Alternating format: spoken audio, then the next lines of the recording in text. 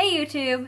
Today we are going to be talking about some of the series that I haven't finished yet. I feel like this is kind of like a run-on from the shame video I did earlier this week, but you know, I don't really care. Alright, so we're just gonna jump right into this. I have about 9 series that I haven't finished so far, maybe 10, I'm not quite sure. But this is definitely not all of the series that I haven't finished, because I know that I have read books from the library that I had to return and then I just forgot about the series. These are just some of the ones that have been lying around my house, so they've been on my mind the most, especially as of recent, because I'm realizing that since I'm going off to college in the fall, I'm not going to be able to bring all these books with me, and I'm not going to be able to finish them. So this summer, got a lot of series to read, yeah. The first series that I haven't finished, but I really want to, and I'm pretty ashamed that I haven't, is The Books of Beginning by John Stevens.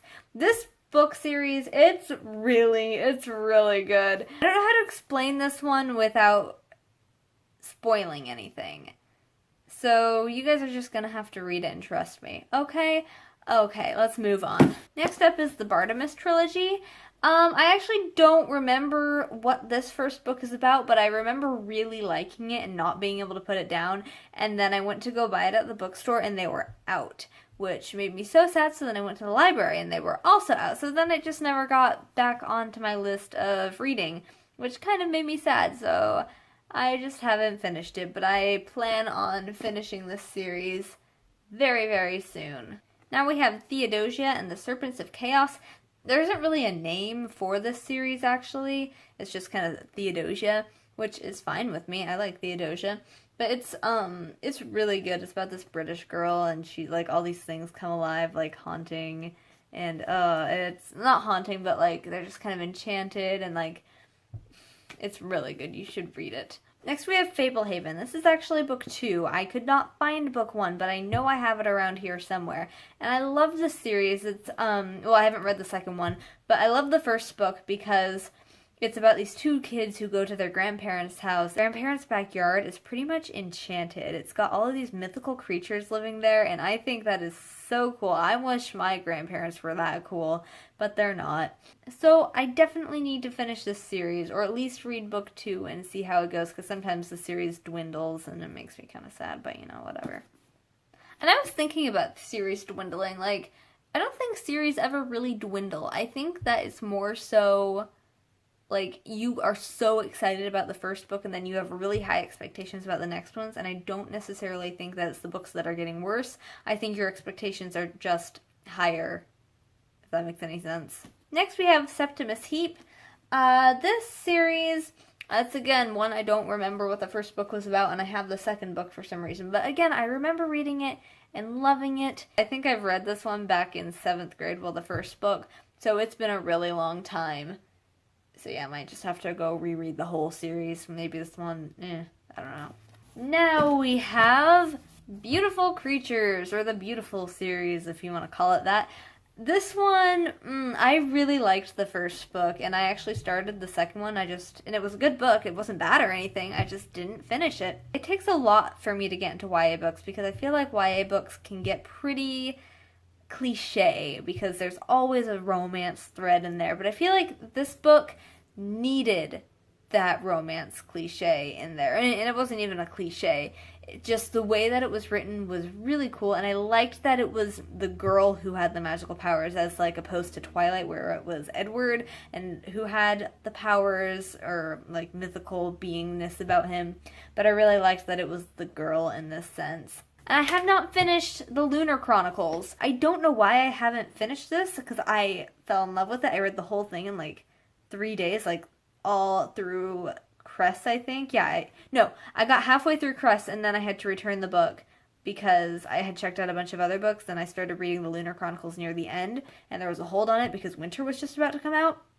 But I mean, Marissa Myers, she's an alumni for the college I'm going to, by the way, in the fall.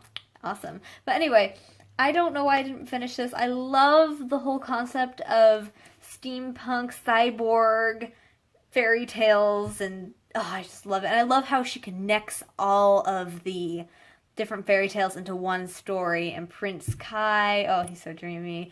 And I really liked Scarlet with the wolf, and I loved everything about this series pretty much. So I don't know why I haven't finished it. That is definitely soon.